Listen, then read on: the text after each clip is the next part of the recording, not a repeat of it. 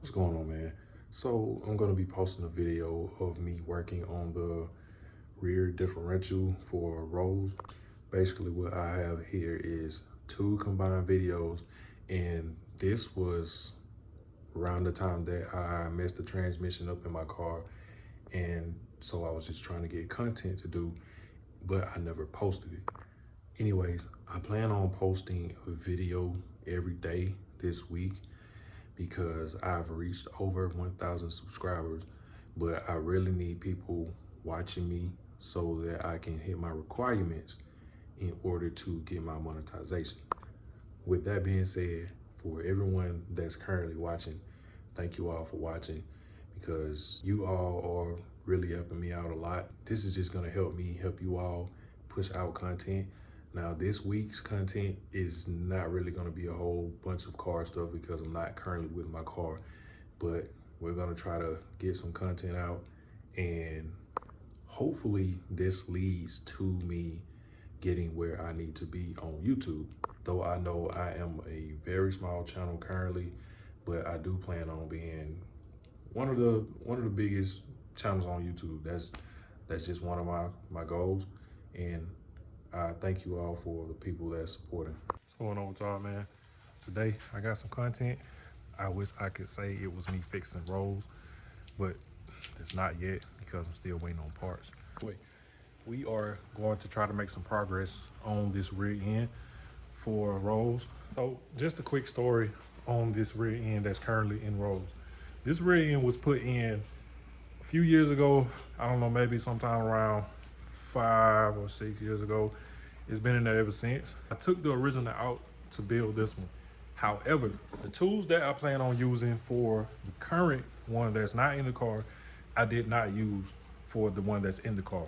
So I use no rotational torque wrenches, no dial calipers, whatever, you name it. End result of that, the rear end in that car vibrates, which it had me thinking it was vibrations from the transmission, which is not. It's coming from the rear end because the backlash is not what it needs to be.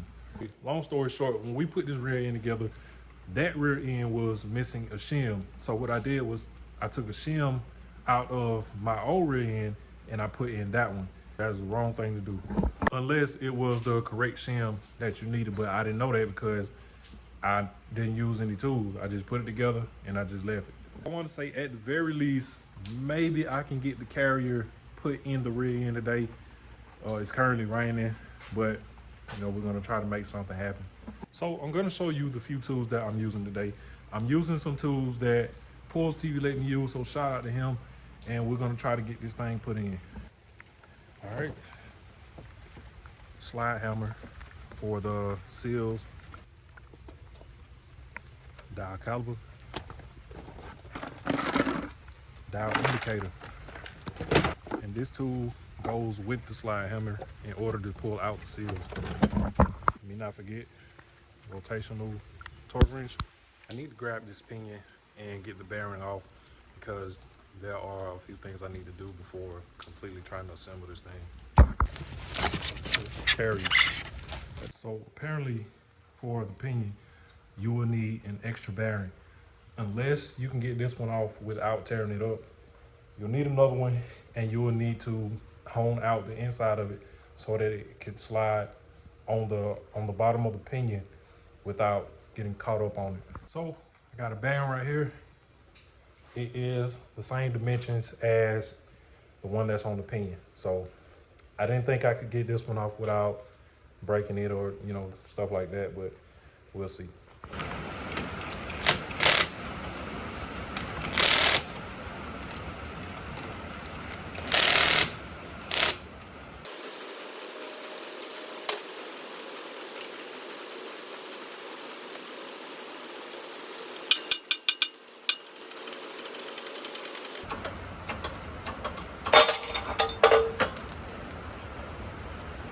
All right.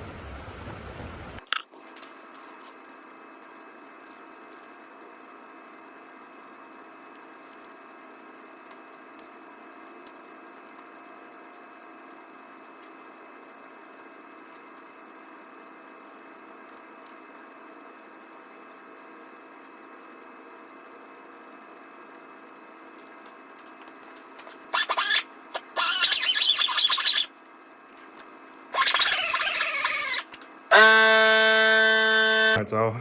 I wanted to show y'all today. I'm working on the rear end.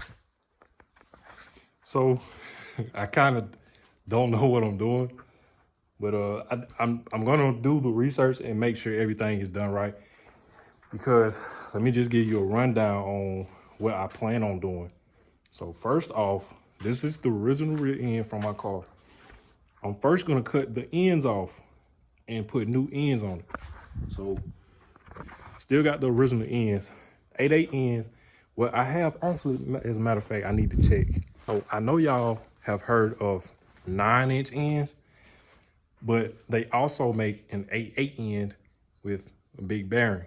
So I'm gonna put this up to it and make sure the pattern is the same.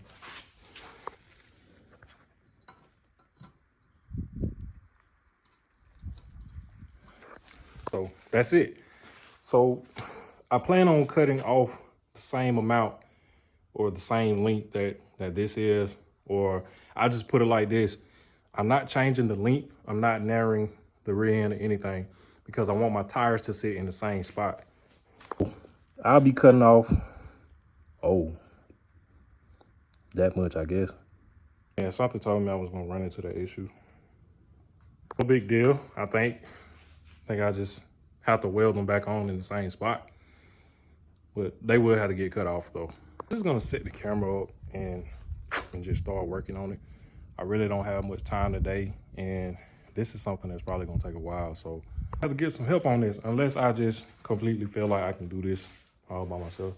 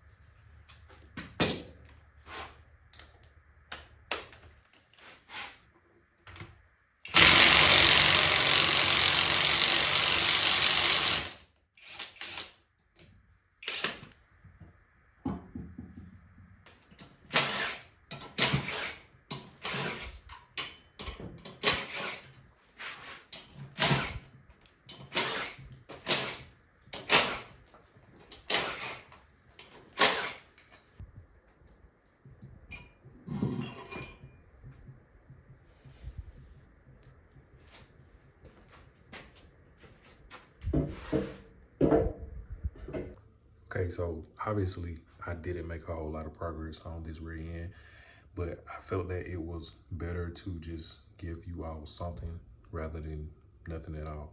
With that being said, I'm really just gonna take you all on this journey with me. So every bit of progress that I make on this rear end, I will post it because I'm gonna make it more so like a series. But anyways, thank you all for watching. Please subscribe, more content coming soon.